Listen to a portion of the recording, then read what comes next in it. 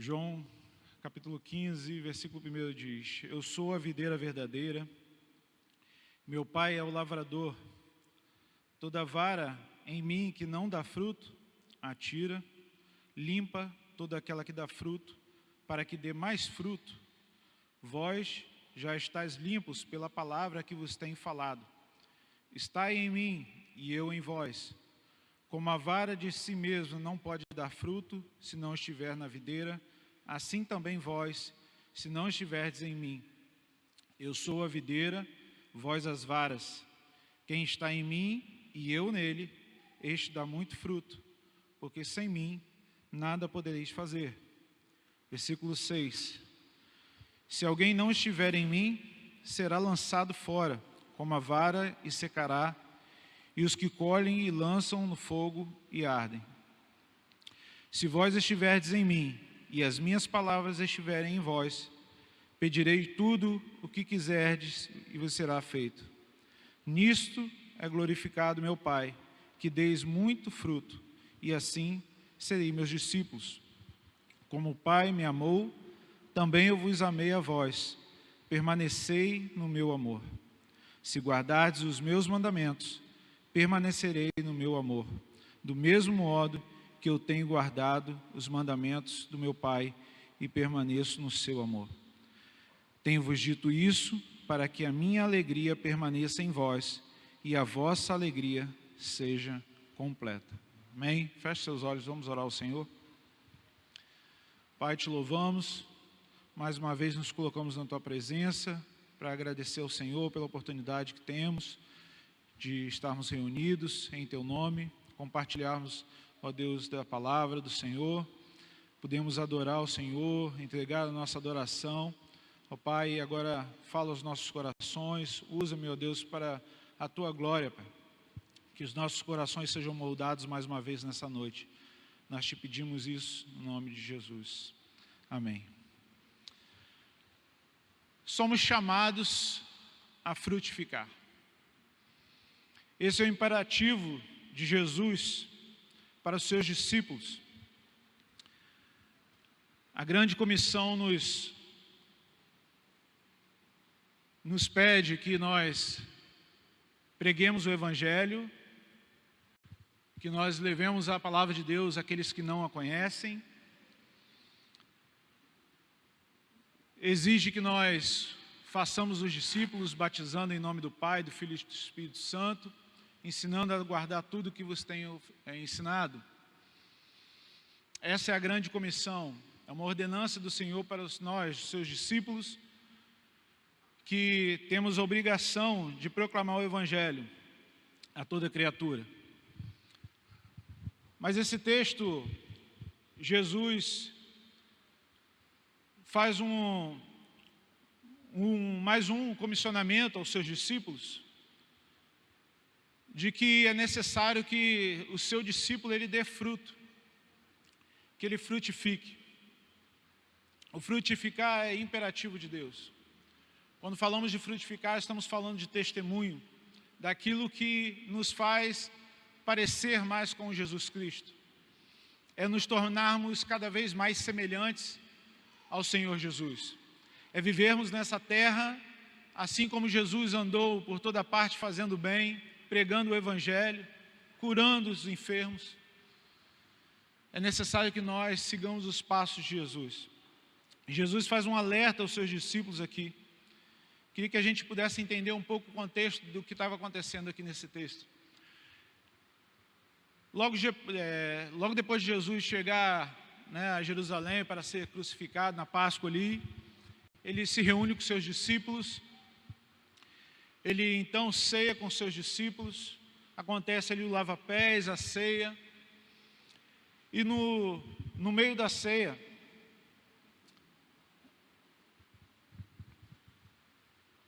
Jesus faz uma declaração a alguns dos seus discípulos, dizendo que um daqueles ali o iria trair. Então Judas é revelado ali para alguns e ele sai a pedido de Jesus. Ele sai do meio deles e alguns não entendem por que ele tinha saído. O texto diz que eles achavam que de repente Judas fosse comprar alguma coisa que tivesse faltado para aquele momento. Mas é interessante que Judas sai, e quando Judas sai, Jesus se reúne com seus discípulos, os 11 que ficaram, e ele continua dando essas últimas instruções.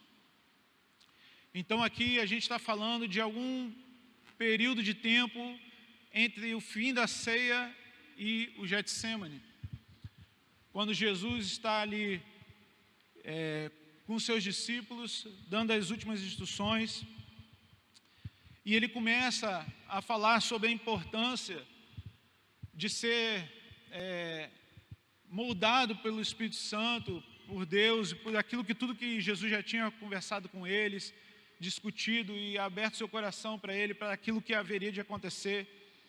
Ele ensina seus discípulos de como ser servo uns dos outros, como amar uns aos outros, a fazer obras maiores ainda do que ele faria, do que ele fez, e acima de tudo guardar os seus mandamentos. E Jesus está ali conversando com seus discípulos, entendendo que Judas já não estava mais no meio deles. Então Jesus começa fazendo esse discurso aqui e mostrando que ele é a videira verdadeira, e fazendo uma referência, né, como pano de fundo, a videira, como Israel era conhecida, a videira de Deus. Lá em Isaías 5, 1 a 7, Ezequiel 15, vai falar sobre a relação que Deus faz de Israel com a videira. Então Jesus se apresenta como a videira verdadeira, visto que Israel falhou no seu processo de ser luz para as nações, envolvido com muita idolatria. Então Jesus assume o papel da verdadeira videira agora, e diante dos seus discípulos diz: olha, eu sou a videira verdadeira, e meu Pai é o lavrador. Toda vara que em mim não dá fruto, atira. Limpa toda aquela que dá fruto, para que dê mais fruto ainda. Vós já estáis limpos pela palavra que eu vos tenho falado. Então Jesus, ele começa abrindo esse discurso, né, com seus discípulos, essa instrução, mostrando a importância de que ele agora assume o papel de que a videira verdadeira que era referência para os povos, que deveria ser uma referência para os povos Israel, agora ele toma essa referência e mostrando que agora a responsabilidade, todo o exemplo a ser seguido estava sobre ele.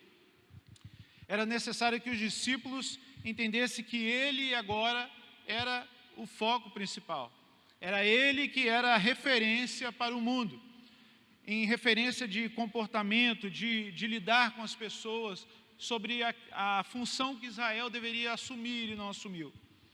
Então Jesus começa falando muito duramente a respeito da poda de Deus. Ele começa falando que ele é a videira verdadeira e que todo aquele que está nele não dá fruto, Deus cortará. Deus cortará aquele que não frutifica. Deus não apenas cortará, mas também limpará aqueles que estão dando fruto, para que dê mais fruto ainda. E é interessante que Jesus começa a falar isso. A gente pode perceber claramente que ele faz para os seus discípulos ali, já mostrando uma referência a Judas, que já não estava mais no meio deles, que poderia ser essa vara, né, que já não dá mais fruto, que estava caminhando com Jesus, mas não estava em Jesus. E aí Jesus traz esse alerta da importância de permanecermos nele, para que possamos dar frutos. Eu tive pesquisando sobre a agricultura no âmbito da questão da videira.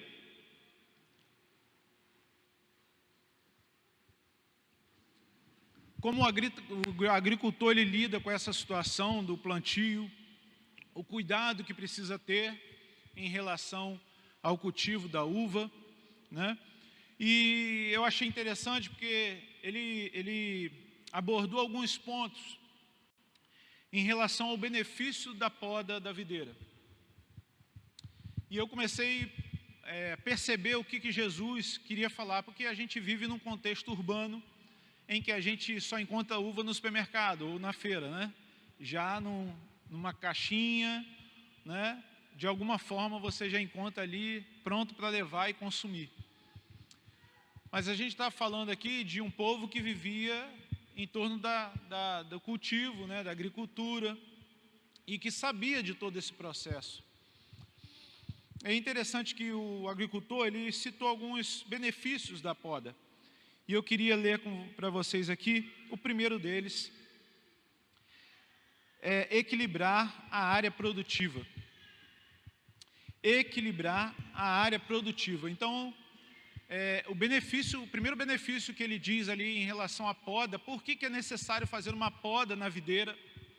É para que ele possa garantir uma área produtiva, ou seja, que todo um meio ambiente, um ambiente fique propício para que aquela uva se desenvolva. A poda, ela precisa ser feita para que a uva seja saudável, né? Todo aquele ambiente ali seja propício para isso. O segundo ponto que ele diz é que com a poda, os frutos são de maior tamanho e de uniformidade, né? Elas seguem então um padrão. Então o segundo benefício dessa poda é para ter uniformidade e, né, tamanho e uniformidade. E aí foi questionado a ele perguntando, mas por que vocês fazem isso? Por que vocês abrem mão de ter vários cachos de uva espalhados para se basear só em alguns pontos, podendo ganhar muito mais na quantidade?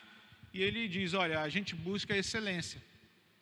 Então, quando a gente busca excelência, a gente abre mão de alguns cachos de uva, porque a gente percebe que quando a gente faz isso, nós temos uma uniformidade. As uvas são de grande tamanho, né? E elas seguem um padrão específico, né? E o terceiro ponto é trazer luz do sol para dar melhor cor, doçura e evitar pragas, né? Então, uma maior qualidade naquela uva. É necessário uma poda para que a luz do sol penetre ali, dê mais cor, doçura e evitar as pragas. Então, estamos falando de qualidade da uva, né? E por último, que eu achei mais interessante, é evitar que esse cacho de uva ele fique distante do tronco, distante da videira. E aí, quando ele falou esse último benefício da poda, eu comecei a perceber o que Jesus queria falar. Quando ele fala que é necessário uma poda nos seus ramos para que esse cacho fique mais próximo do tronco.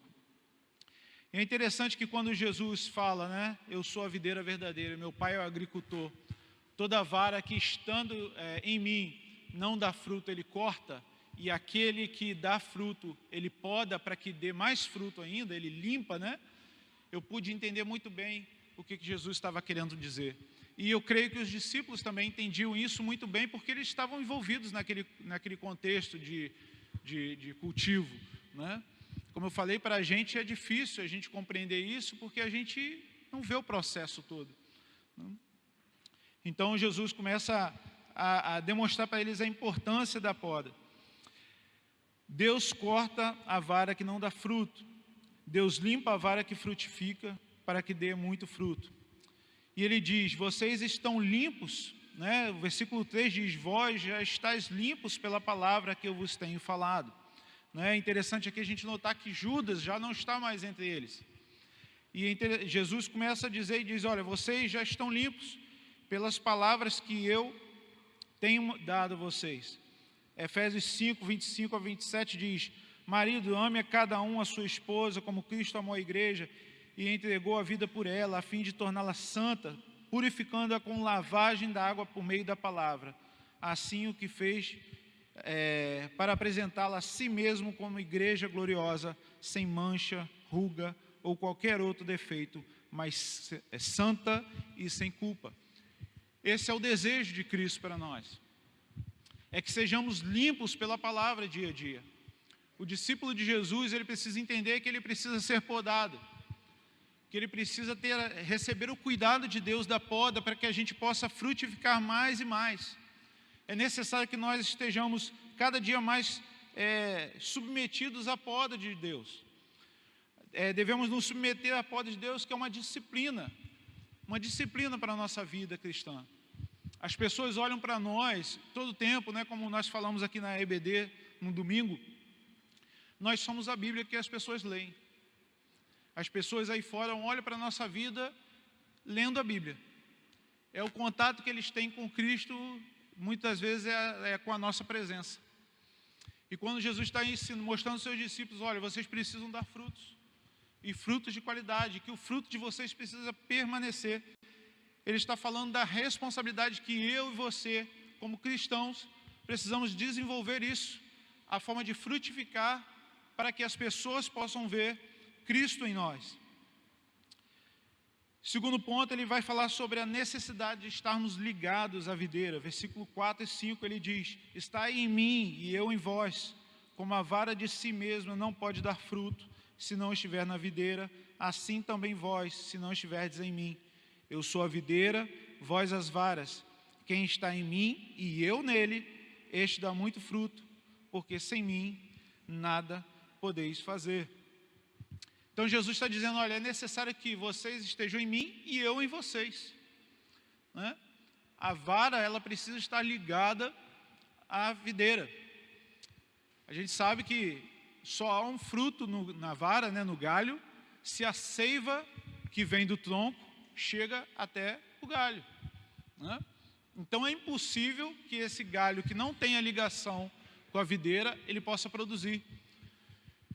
E Jesus já está dando um alerta, olha, vocês precisam estar ligados em mim, porque sem mim vocês não podem fazer. Então a gente já entende que não é pelas nossas forças que fazemos alguma coisa. Os nossos resultados, ou aquilo que nos apresenta para as pessoas do mundo, não vem do nosso esforço apenas. É necessário que o Espírito Santo esteja em nós. É uma obra que o Espírito Santo fará na nossa vida. É preciso que nós estejamos ligados à videira, para que nós possamos receber essa seiva, ou seja, o poder que vem de Deus, para que nós possamos ser transformados, porque sem a presença de Deus, o nosso comportamento, ele pode ser um hoje e amanhã já não é mais. Judas viveu 3 anos com Jesus. Eu imagino, né, como foi para ele conviver com Jesus aquele tempo todo. E é interessante que quando Jesus está reunido com os seus discípulos, e ele fala para os seus discípulos, olha, um de vocês vai me trair. E é interessante que os discípulos viram para Jesus, mas quem, Senhor? Quem será? E você nunca se perguntou isso? Esse questionamento dos discípulos? Judas estava com eles 3 anos. Era natural para os nossos olhos, que hoje nós sabemos da história, dizer assim, alguém vai me trair, todo mundo apontaria, Judas. Mas é interessante que Jesus tratava Judas da mesma forma que tratava os outros discípulos. Judas, ele conviveu aquele tempo todo com os discípulos ali, aprendendo de Jesus, andando com Jesus. Ele era responsável pelas ofertas que recebia, carregava a bolsa, né, das ofertas, estava ali o tempo todo com eles, mas não havia ligação, né, com a videira verdadeira.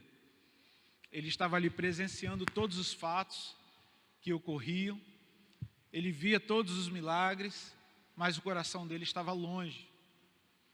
E aí a gente se espanta, né? E quando Jesus faz esse alerta, olha, vocês precisam verificar se vocês estão em mim. É preciso que a gente faça um questionamento a nós mesmos e olhemos a nossa vida dizendo, Senhor, será que nós estamos ligados ao Senhor? Ou será que a nossa vida tem sido só vir à igreja? Será que se tornou uma obrigação vir à igreja e parece que se eu não for vai estar faltando alguma coisa, né? Parece uma obrigação estar aqui. Então a gente precisa se observar, né? Assim como Paulo vai dizer, olha, observai a vocês mesmos para ver se vocês permanecem em Cristo, né? Então a seiva que alimenta o galho, né? Assim como também o Espírito Santo, que nos alimenta todos os dias para que possamos fazer as obras do Senhor, para que possa gerar essa mudança na nossa vida. Então, sem esse poder que vem de Cristo em nossas vidas, não há frutificação. É necessário que estejamos ligados. Sem Jesus, nada podemos fazer. E nós devemos andar como Ele andou. Terceiro ponto, está no versículo 6 e 7, que diz: se alguém não estiver em mim, será lançado fora, como a vara, e secará, e os colhem e lançam no fogo e ardem. Se vós estiverdes em mim, e as minhas palavras estiverem em vós, pedirei tudo o que quiserdes, e vos será dado. Então, o juízo e as orações atendidas. Jesus vai fazer um alerta: olha, se vocês não estiverem ligados em mim, aquela vara que não está ligada em mim, ela será lançada no fogo. E aqui Jesus já está trazendo um alerta dizendo: o inferno é real, né? O final é certo. Há dois caminhos. Se você não está ligado em Cristo, se você ainda não foi salvo por Cristo Jesus, se você não se alimenta do Senhor, você está condenado ao inferno. A realidade é essa. Muitas vezes a gente não tem pregado sobre isso, né? Sobre essa perdição. Muitas vezes a gente quer trazer, e a gente vê muito isso na internet, palavras de incentivo, de motivação, né? Um motivacional para você ser melhor a cada dia. As mensagens hoje só falam disso, de você ser melhor. E pouco a gente ouve falar da perdição, daquele caminho que você tem que tomar cuidado com ele, para onde você está indo. Jesus faz o alerta aqui: olha, se você não estiver ligado em mim, essa vara será cortada por Deus, ela será lançada no fogo e vai arder. Mas em contrapartida ele diz: quem está em Cristo receberá o que pedir. Então nós temos um contraponto: se estamos ligados em Cristo, as nossas orações, elas são eficazes. Quando pedimos sabiamente, quando pedimos em conformidade com o coração de Deus, as nossas orações são atendidas, porque estamos ligados à videira. Mas aqueles que não estão ligados à videira, estão seguindo para a perdição eterna. E quando nós entendemos em relação a orações atendidas, nós entendemos que orar é orar segundo a vontade de Deus, não é orar segundo a minha vontade, não é segundo os meus caprichos.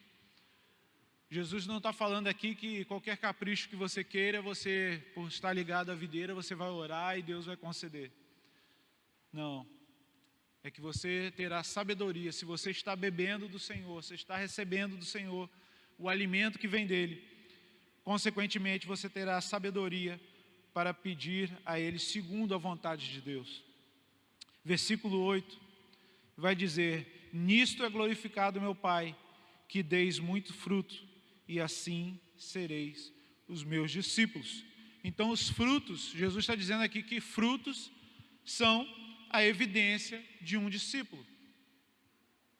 A evidência de um discípulo verdadeiro são os frutos que ele gera. Pelos frutos conhecereis. A gente consegue perceber, né? Tantas pessoas aí, pregadores, que usam da palavra de Deus da forma que querem, manipulam o povo, para que o povo possa entender e crer que aquilo ali é a resposta de Deus. As pessoas são enganadas. E aí o que elas vão aprender sobre frutificar é justamente ser bem-sucedido. É receber aquilo que o seu coração deseja. É orar segundo a sua vontade. E aí o fruto que eles recebem e que eles mostram para as pessoas é o quê? É a liberdade financeira, é uma prosperidade. Tudo se resume nesse meio, né? É buscar o Senhor só quando está com problema.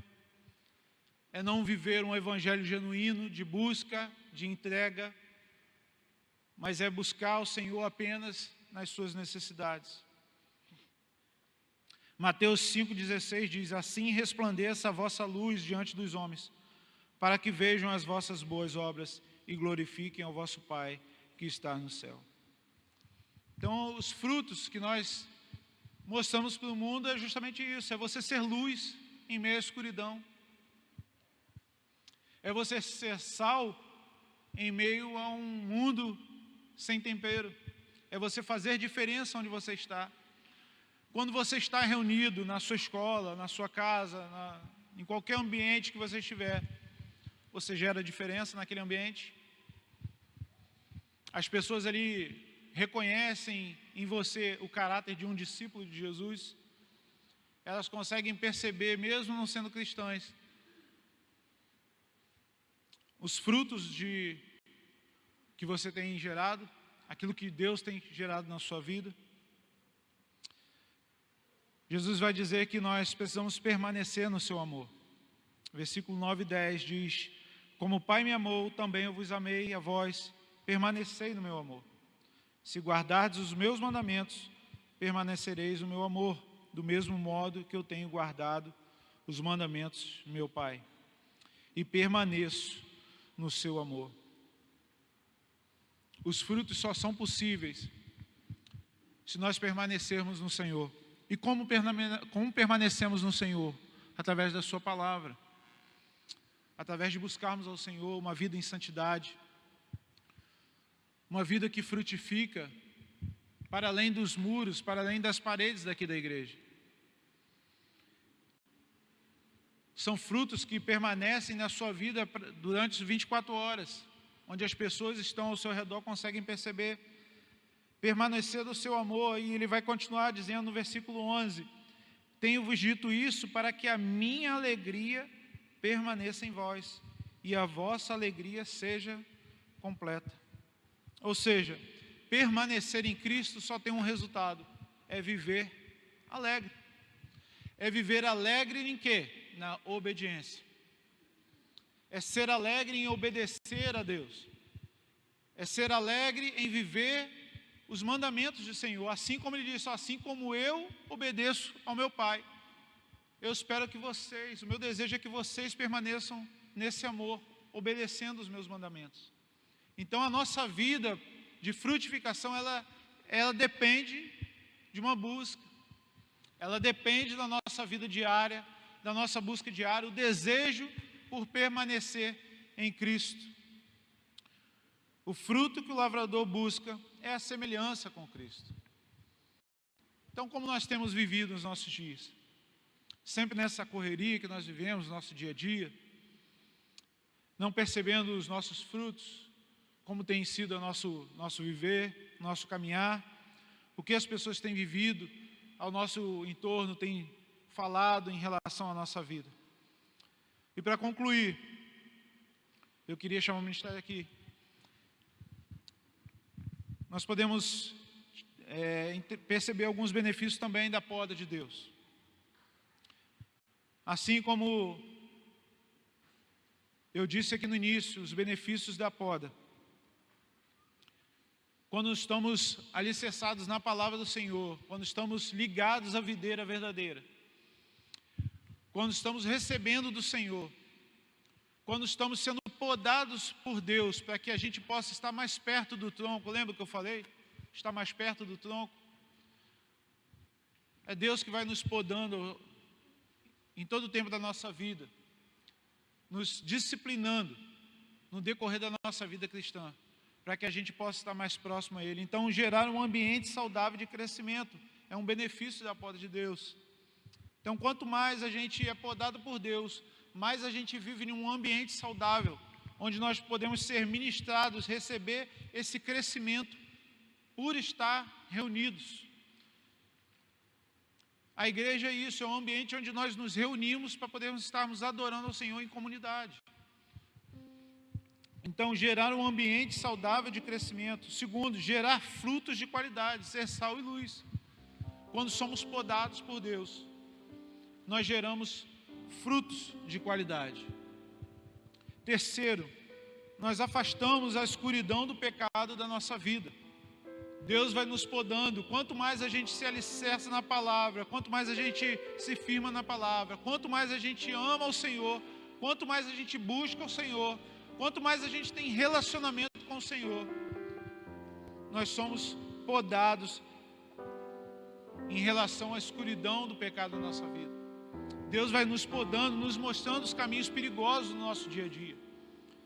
E por último, quando nós somos podados por Deus, nós temos a proximidade com a videira verdadeira, que é Jesus Cristo. Então permita-se ser podado nessa noite, no decorrer da sua vida. Peça a Deus que Ele possa te podar todos os dias, pela palavra de Deus, para que você possa estar mais perto do Senhor. Então feche seus olhos nesse momento. Peça ao Senhor para ministrar o seu coração. Comece a se perguntar aí: Senhor, como anda a minha vida? Eu tenho sido podado pelo Senhor? Será que eu tenho me colocado à disposição para o Senhor usar, ó Deus, de misericórdia com a minha vida, de disciplina com a minha vida? O que o Senhor está falando do seu coração nessa noite? O benefício da poda é te trazer mais para perto do tronco da videira. Quanto mais você se põe à disposição do Senhor, mais o Senhor te traz para perto, mais Ele te disciplina e gera em você o quê? Alegria de obedecer, para que a sua alegria seja completa, foi o que Ele disse. Então, quanto mais nos colocamos à disposição da poda de Deus, mais alegres somos, maior a nossa alegria. Não uma alegria superficial, momentânea, mas é o prazer de viver na presença de Deus todos os dias da nossa vida. É ser podados porque sabemos que Ele conhece todas as coisas. Ele sabe o que é melhor para nós. Deus, em nome